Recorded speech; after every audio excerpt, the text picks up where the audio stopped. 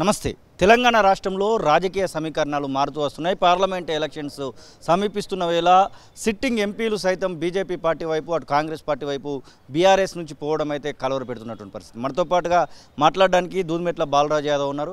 Sir నమస్తే. అసలు ఈ యొక్క పార్టీ మార్పులను ఎట్లా చూస్తారు? దానం నాగేందర్ మొన్నటి వరకు కూడా మీపుతో పాటుగా ఉన్నారు. కాళేశ్వరం ప్రాజెక్టు వద్దకు వచ్చిండు, నల్గొండ సభలో పాల్గొన్నాడు.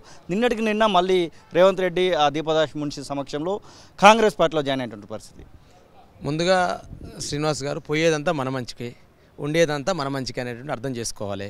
రాజకీయాల్లో ఇటువంటి ఒడిదొడుకులు వచ్చినప్పుడు, డెమోక్రసీలో ఒక పార్టీ ఓటమి చెందినప్పుడు 100% పార్టీ అనేది క్రైసిస్ ఎదుర్కొంటుంది. ఎందుకంటే రాజకీయాల్లో ప్రధానంగా ఇప్పుడు వ్యాపార సంబంధాలు, అదేవిధంగా ఇంకా మిగతా సంబంధాలు ఉన్నాయి. కాబట్టి వ్యక్తిగత సంబంధాలు, వ్యాపార సంబంధాలు అనేవి రాజకీయాలతో ముడిపడ్డ తర్వాతకి ఎక్కడో ఒక్కడ వాళ్ళకు థ్రెట్ అవుతుంది అనుకున్నప్పుడు డెఫినెట్గా పార్టీని వదిలిపెట్టిపోతారు. వదిలిపెట్టిపోయే ముందు డెఫినెట్గా పార్టీ మీద ఎవరైనా అబండాలు వేసిపోతారు తప్ప పార్టీ మంచి చేసింది, పార్టీ నాకు పదవులు ఇచ్చింది, పార్టీ ద్వారా ఎమ్మెల్యే అయినా, పార్టీ ద్వారా ఎంపీ అయినా ఎవరు కూడా చెప్పరు. రాజకీయాల్లో ఆ యొక్క విలువలు అనేవి పోయినాయి. కాబట్టి డెఫినెట్గా పోయే వాళ్ళకు మేము అనుకుంటా ఉన్నాం, డెఫినెట్గా పోండి. ఎందుకంటే మిగతా ఎవరైతే అనేక మంది 60 లక్షల మంది సభ్యత్వం ఉంది. తెలంగాణ ఉద్యమం నుంచి పార్టీ కోసం కష్టపడే వాళ్ళు ఉన్నారు. కేసీఆర్ గారు సైనికులు అనేక మంది ఉన్నారు. డెఫినెట్గా కొత్త నాయకత్వం తయారు చేసుకోవడానికి పాత నాయకత్వం పోతా ఉందో డెఫినెట్గా 100% పార్టీ భవిష్యత్తు కదా పునాది అంటున్నాను నేను. అట్లా దానిలో ఇబ్బంది పడాల్సిన అవసరం లేదు. ప్రధానంగా మేము చెప్పేది ఏంటంటే, రాజకీయాల్లో మరి రేవంత్ రెడ్డి గారు ఏదైతే విలువల గురించి మాట్లాడాడు, అదేవిధంగా అనేక రకాల మాటలు మాట్లాడు. ఇప్పుడు ఏది కాంగ్రెస్ పార్టీని నాయకులు, ఎమ్మెల్యేలు వచ్చి బీఆర్ఎస్ పార్టీలో జాయిన్ అయినప్పుడు మీ బీఆర్ఎస్ పార్టీ అట్లా ఇట్లా అని కేసీఆర్ గారు విమర్శ చేశాడు. మరి ఇలా ఏ ముఖం పెట్టుకొని రేవంత్ రెడ్డి గారు చేర్పించుకుంటా ఉన్నారు? ఏ రాజకీయాల్ని మిళితం చేయాలని, ఏ రాజకీయాలని భ్రష్టు పట్టించాలని, ఏ రాజకీయాలని ఇలా మరి ఏ రకమైన ఆలోచనతోటి ఇలా నువ్వు ఎమ్మెల్యేలు చేసుకుంటున్నావు చెప్పాల్సిన అవసరం ఉంది. ఆ రోజు ఇష్టం వచ్చినట్టు మాట్లాడినావు కదా కేసీఆర్ గారి పట్ల, బీఆర్ఎస్ పార్టీ పట్ల, బీఆర్ఎస్ పార్టీలో చేరిన ఎమ్మెల్యేల పట్ల ఎంతకొస్తే అంత, ఎంత నోరొస్తే అంతగా మాట్లాడిన రేవంత్ రెడ్డి ఇవాళ నువ్వు ఎవరికి సమాధానం చెప్తావు? దీనికి సమాధానం ఏంటి? ఇవాళ బీఆర్ఎస్ పార్టీ ఎమ్మెల్యేలను చేర్చుకుంటున్నావు, నువ్వు భయపడి చేర్చుకుంటున్నావా, బంగపెట్టి చేర్చుకుంటున్నావా, భయపెట్టి చేర్చుకుంటున్నావా, బ్రతిమిలాడి చేర్చుకుంటున్నావా, లేకపోతే వాళ్ళని బ్లాక్మెయిల్ చేస్తూ చేర్చుకుంటున్నావా? ఈ అంశాలకు ప్రశ్న చెప్పాల్సిన అవసరం ఉంది. ఒకవేళ బ్లాక్మెయిల్ చేసుకుంటే డెఫినెట్గా వాళ్ళ ఆస్తుల మీద, అంతస్తుల మీద రైడింగ్లు చేస్తూనే కదా. ఆల్రెడీ ఆస్తులు కొలగొడుతున్నావు. ఒక ఎమ్మెల్యే దగ్గర పోతున్నావు, మాజీ మంది దగ్గర పోయి ఆస్తులు కొలగొట్టినావు. ఇవాళ ఒక ఎమ్మెల్యే చేసుకుని ఆయన యొక్క ఏదైతే హైదరాబాద్లో ఉన్నటువంటి వ్యాపారాల మీద మీ లావాదేవీలు పెడతాం అంటే 100% బీఆర్ఎస్ పార్టీ ఎమ్మెల్యేల యొక్క ఆస్తుల మీద బ్లాక్మెయిలింగ్ చేస్తూ వాళ్ళని భంగపాటు గురి చేస్తూ జర్రారని ఆయన ఇక్కడ ఉన్నటువంటి కాంగ్రెస్ పార్టీలో ఉన్నటువంటి మంత్రులంతా నాకు కుర్చీ కూసుకుందాం అనుకుంటా ఉన్నారు. ఏకనాథ్ షిండే ఏమో ఇట్లా చెప్తున్నారు. మీ ఎమ్మెల్యేలు, మీ పార్టీకి సంబంధించినటువంటి ఎమ్మెల్యేలు కౌశిక్ రెడ్డి అలాగే కొంతమంది కలిసి ఈరోజు స్పీకర్ను కూడా కలవడం జరిగింది. వాళ్ళపైన అనర్హత వేటు వేయాల్సినటువంటి అవసరం ఉంది, సుప్రీంకోర్టు గైడ్లైన్స్ను ఫాలో కండి అని చెప్తున్నటువంటి సందర్భం అయితే కనబడతా ఉంది. ఒకవేళ ఆ గైడ్లైన్స్ కనుక ఫాలో కావాల్సి వస్తే 2/3 ఉంటే, పోయిన వాళ్ళు 2/3 ఉంటే మాత్రం ఎలాంటి అనర్హత పడదు. కానీ 2/3 ఉండడానికి అవకాశం కనబడతా ఉందా? 100% 2/3 అనేది లేదు ఇక్కడ. 100% 39 మంది ఎమ్మెల్యేలు ఉన్నారు. మా దగ్గర నుంచి 26 మంది ఎమ్మెల్యేలు పోవాలి. 26 మంది ఎమ్మెల్యేలు పోయే పరిస్థితి కనపడతలేదు. లెక్కబెట్టి చెప్పండి కూడా చెప్తాను నేను ఎవరు ఉన్నారు అనేది. సిరిసిల్ల కాంచి మొదలు పెడితే, సిద్దిపేట కాంచి, గజ్వేల్ కాంచి మొదలు పెడితే మన అన్ని రకాల యాక్షన్ చూసుకున్నా కూడా 2/3 అనేది వచ్చేది లేదు. కానీ ఇలా డెఫినెట్గా కాంగ్రెస్ పార్టీలో ఉన్నటువంటి గ్రూప్ తగాదాలు, కాంగ్రెస్ పార్టీలో ఉన్నటువంటి ముఠా గుంపు మేస్త్రికి చుట్టూన్నటువంటి ఎవరైతే సైనికులు ఉన్నారో మేస్త్రీలంతా వీళ్ళకి అందరూ కూడా పదవికి ఎసరు పెట్టే ప్రయత్నం చేస్తూ ఉన్నారు. కాబట్టి ఆ గుంపు మేస్త్రి పదవిని కాపాడడం కోసం ఇవాళ బీఆర్ఎస్ పార్టీ ఉన్న నాయకత్వాన్ని, బీఆర్ఎస్ పార్టీలో ఎమ్మెల్యేలని ప్రలోభ పెడుతూ బ్లాక్మెయిలింగ్ చేస్తూ ఇవాళ పెద్ద ఎత్తున ఇవాళ కాంగ్రెస్ పార్టీలో చేర్చే ప్రయత్నం చేస్తూ ఉన్నారు. ఇలా 2 రకాలుగా బెదిరిస్తూ ఉన్నారు కాంగ్రెస్ పార్టీని.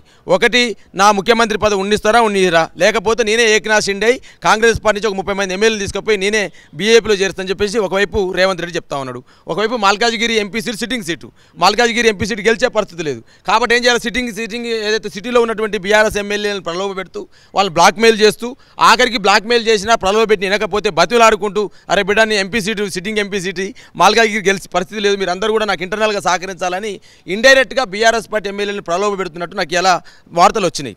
కాబట్టి ఇలా మీరు ఒకవైపు కవిత అరెస్టులో కూడా ఇలా అనేక రకాల విషయాలు ఉన్నాయి. నీకు శ్రీనివాస్ గారు 100 కాళ్ళు అమిత్ షాకి ఫోన్ చేశాడు రేవంత్ రెడ్డి, 100 కాళ్ళు మోదీకి చేశారు. మీరు ఎప్పుడు ఫ్లైట్ దిగుతా ఉన్నారు చెప్పండి, స్టేట్ పోలీస్ అంతా కూడా నీ కవిత ఇంటి దగ్గర తీస్తామని చెప్పేసి. మీరు చూడండి ఆ రోజు జరిగినటువంటి మీ దగ్గర ఏమైనా కాల్ చేసినట్టు ఆధారాలు కనబడతా ఉన్నాయి. 100% మీరు కాల్ లిస్ట్ చేయండి, విచారణ చేయండి. ఆ రోజు విమానాశ్రయం, బేగంపేట విమానాశ్రయంలో మోదీ విమానం ఒకేసారి దిగుతుంది, ఈడీ కవిత గారింటి ముందు ఒకేసారి వాళ్తుంది. ఈడీ దిగగానే స్టేట్ పోలీస్ ఎట్లా వస్తుందండి? స్టేట్ పోలీస్ మొత్తం కూడా కవిత గారి ఇంటి మీదకి ఎట్టొస్తుంది? స్టేట్ పోలీస్ సహకరిస్తుంది ఏదన్నట్టు ఇండైరెక్ట్గా ఏకనాథ్ షిండే ఎవరో కాదు, రేవంత్ రెడ్డి అర్థమైపోయింది. రేవంత్ రెడ్డి ఏకనాథ్ షిండే కాబట్టే అధిష్టానం ఢిల్లీకి పోయిన ప్రతి సందర్భంలో ఎమ్మటి ఉత్తమ్ కుమార్ రెడ్డి పంపుతా ఉంది, కొమ్మరెడ్డి వెంకరెడ్డి పంపుతా ఉంది, అదేవిధంగా బట్టి విక్రమార్కను పంపుతా ఉంది. మరి ఈ రాష్ట్ర రాజకీయాల్లో దేశ రాజకీయాల్లో ముఖ్యమంత్రి అంట ఉప ముఖ్యమంత్రి పోయిన సందర్భాలు లేవు. ఎందుకంటే బీహార్లో నితీష్ కుమార్ ముఖ్యమంత్రిగా పనిచేసినాడు, తేజస్వి యాదవ్ ఉప ముఖ్యమంత్రిగా పనిచేసినాడు. ముఖ్యమంత్రిగా నితీష్ కుమార్ అనేకసార్లు ఢిల్లీలో వచ్చినప్పుడు ఎప్పుడు కూడా నితీష్ కుమార్ మరి మన తేజస్వి యాదవ్ రాలే. మరి ఎందుకు ఇలా తెలంగాణలో మాత్రం జరుగుతూ ఉందంటే గుంపు మేస్త్రి పైన నమ్మకం లేదు. ఈ గుంపు మేస్త్రి ఎప్పుడైనా గుంపు కట్టవచ్చు కాబట్టి గుంపు మేస్త్రి మీద నమ్మకం లేకనే ఇలా కాంగ్రెస్ పార్టీ వాళ్ళ వెనకమ్మటి అనుచరులను పెడతా ఉంది. ఆ క్రమంలోనే ఇవాళ ఒకవైపు బీఆర్ఎస్ పార్టీ నాయకత్వాన్ని, ఒకవైపు కాంగ్రెస్ పార్టీలో ఉన్నటువంటి అంతర్గత నాయకత్వాన్ని డెఫినెట్గా ఈయన ప్రలోభం చేస్తూ ఉన్నాడు. 100% ఈయన ఏ క్షణంలోనైనా మా పార్టీ వర్క్ ప్రెసిడెంట్ కేటీఆర్ గారు అన్నట్టు బీజేపీలోకి పోయే ప్రమాదం ఉంది.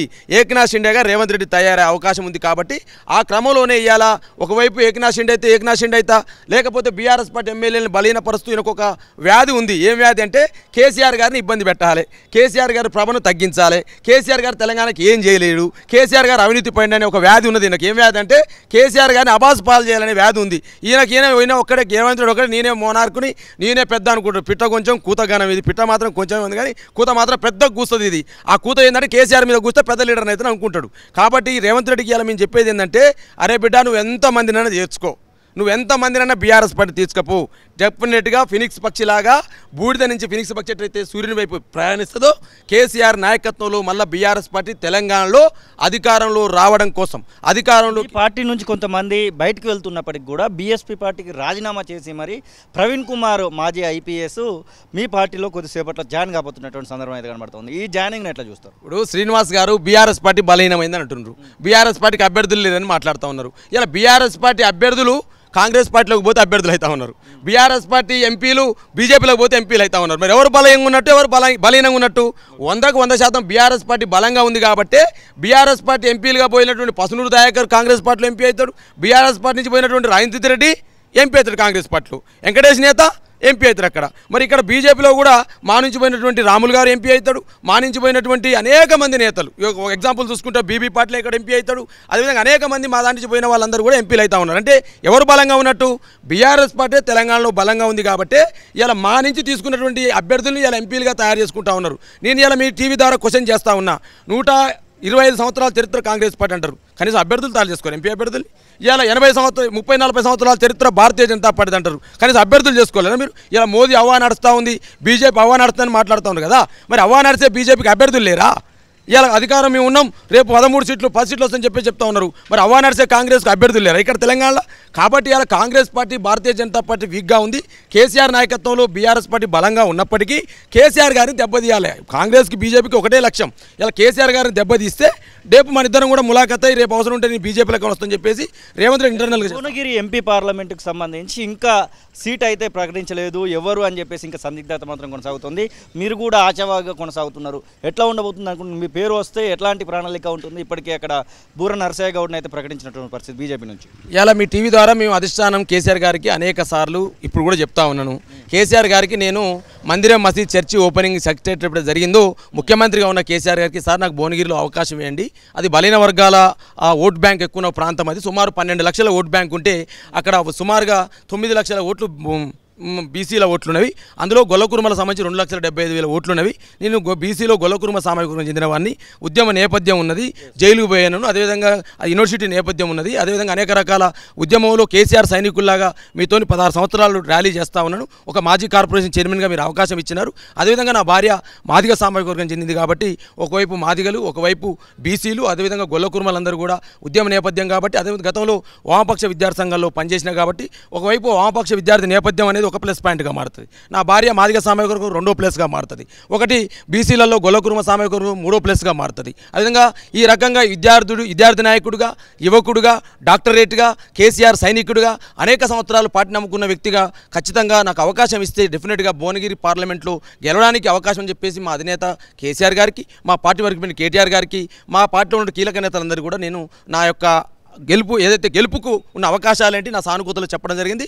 100% ఇలా పార్టీని నమ్ముకున్న వాళ్ళకి, పార్టీని భవిష్యత్తులో బాగుపెట్టే వాళ్ళకి ఇలా నేను చెప్తా ఉన్నా మీ శ్రీనివాస్ గారు మీ టీవీ ద్వారా, ఇలా డబ్బులున్న వాళ్ళకి ఇస్తే ఏముంటుందండి?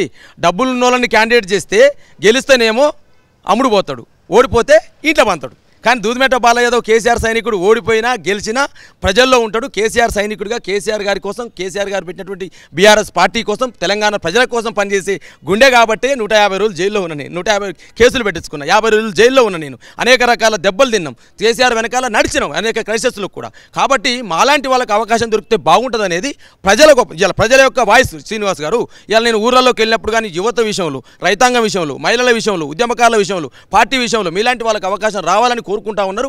100కు 100% భువనగిరి కిల్లా పైన దూదిమెట్ల బాలరాజు యాదవ్ కేసీఆర్ గారి నాయకత్వంలో అభ్యర్థి అయితే ఖచ్చితంగా గులాబీ జెండా ఎగరేస్తానని చెప్పేసి నేను కేసీఆర్ గారికి హామీ ఇస్తా ఉన్నా. ఇది పరిస్థితి. దాదాపుగా ఇక్కడ ఉన్నటువంటి ఎమ్మెల్యేలు పోతే పోండి, ఎవరు పోయినా కానీ ఇంకా 60 లక్షల మంది ఉన్నటువంటి ఉద్యమ సైన్యం మాకుంది అనేటువంటి విశ్వాసాన్ని అయితే దూదిమెట్ల బాలరాజు చెప్తున్నటువంటి పరిస్థితి. ఒకవేళ భువనగిరి టికెట్ కనుక నాకు ఇచ్చినట్టు ఏది ఉంటే ఖచ్చితంగా గెలిచి కేసీఆర్కు గిఫ్ట్ ఇస్తాననేటువంటి ఆశాభావాన్ని కూడా వారు వ్యక్తం చేస్తున్నటువంటి సందర్భం. కెమెరా పర్సన్ సతీష్తో కలిసి శ్రీనివాస్, తొలివెలుగు, హైదరాబాద్.